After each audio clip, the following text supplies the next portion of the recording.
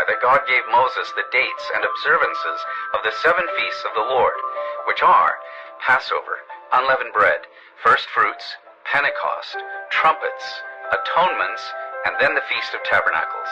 It is interesting to note that the Hebrew word for feast is moed, which more literally translated means divine appointments.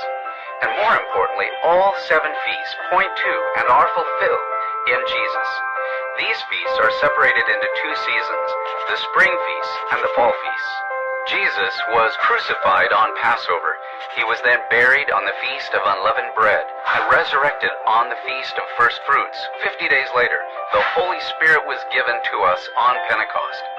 Now, the entire human race exists between the feasts of the spring and fall, which represent the church age. The Lord is harvesting believers and patiently beckoning those who will follow him until the fall feasts come. These fall feasts are to be fulfilled in the second coming of Jesus. And the first of these is the Feast of Trumpets. And this represents, I believe, the rapture of the church, while the Feast of Atonement represents the second coming, and the Feast of Tabernacles represents the kingdom age of the Lord. We want to celebrate as a church the Feast of Trumpets.